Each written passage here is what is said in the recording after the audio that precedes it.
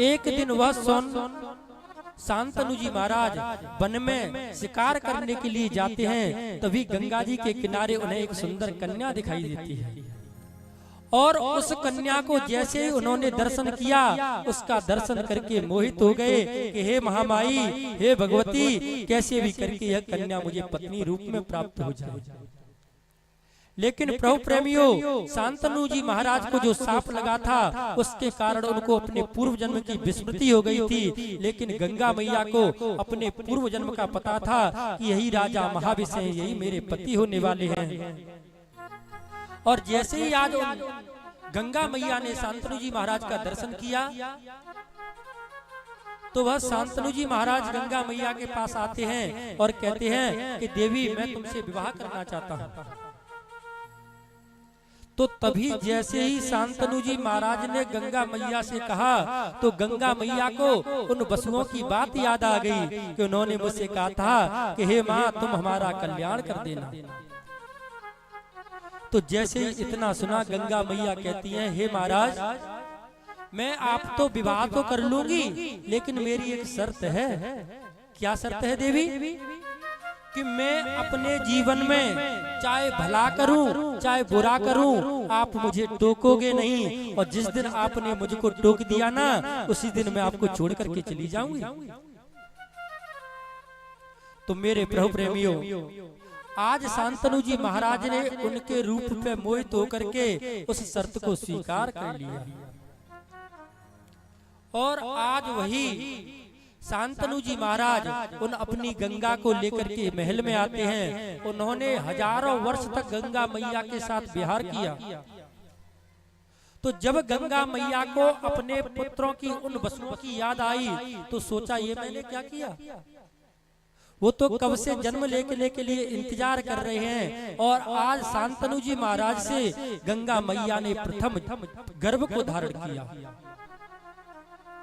मेरे प्रभु प्रेमियों, जैसे ही समय आने पर उनके प्रथम पुत्र हुआ, लिया और उन्होंने गंगा जी में डाल दिया।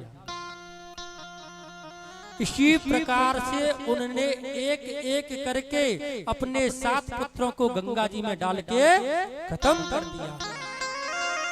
मेरे प्रभु प्रेमियों, वह 7 पुत्र कौन थे? जो पूर्व में साप थे, जो 7 वसु थे ना, वही 7 पुत्र थे। और आज गंगा मैया ने उनका उद्धार कर दिया।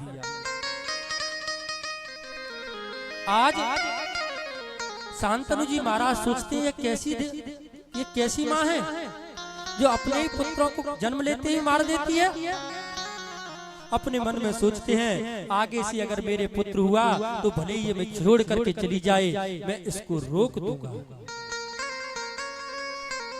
समय आने पर भगवत प्रेमियों, गंगा मैया ने पुनः गर्भ धारण किया। और जैसे ही संतान का जन्म हुआ तो उन शांतनु जी महाराज ने रोक लिया। देवी, ये क्या करती हो? तुम्हें अपने हाथ से ही अपने पुत्रों को मारने में लज्जा नहीं आती? आज जैसे ही शांतनु जी महाराज ने इतना कहा, तुरंत गंगा मैया बोली, अब मैं तुम्हारे पास नहीं रहूंगी, क्योंकि मैंने तुमसे पहले ही कहा था कि मैं चाहे भला करूं चाहे बुरा करूं, जिस दिन आप मुझे टोक दोगे मैं आपको छोड़ करके चली जाऊंगी। तो गंगा मैया से शांतनु जी महाराज कहते हैं कि हे देवी, तुम जा रही हो तो जाओ, इस पुत्र को मुझे दे जाओ। तो वह शांतनु जी महाराज ने गंगा मैया से जब ऐसा कहा तो गंगा कहती हैं कि हे स्वामी, पुत्र जब छोटा होता है तो उसे माँ की जरूरत होती है। मैं अभी इस पुत्र को अपने साथ ले जाती हूँ, समय आने पर तुमको वापस कर दूंगी। मेरे प्रभु प्रेमियों, वही आगे जाकर के शांतनु जी और गंगा के पुत्र कौन हुए? भीष्म जी महाराज। वही देव नाम के जो वसु हैं, जिन्होंने वशिष्ठ जी की गाय को, नंदिनी को चुरा करके साप धारण किया था, वही आज भीष्म जी महाराज बन करके आए। तो जब इतना सुना सूत जी महाराज ने तो बोले कि गुरुदेव, कल आप बता रहे थे कि उन कौरवों ने बार बार पांडवों को कष्ट दिया, उनको हर जगह लज्जित करना चाहा, तो आगे जाकर के पांडवों का क्या हुआ? तो कहते हैं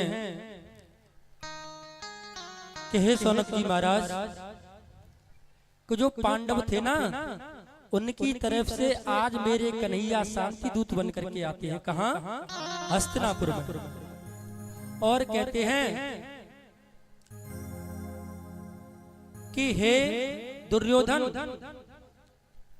ये बताओ ये जो पांडव हैं वो कौन हैं? तो दुर्योधन कहता है प्रभु हैं कौन? हमारे चाचा के बेटे हैं। क्यों, कौन थे? धृतराष्ट्र जी के छोटे भाई पांडु के ही तो पुत्र थे। कि अच्छा, ये आपके चाचा के बेटे यानी कि तुम्हारे छोटे भाई है ना? कि हाँ हमारे छोटे भाई है। तो एक चीज बताओ, क्या उनके लिए इस राज्य पे कोई अधिकार नहीं है? मेरे बाके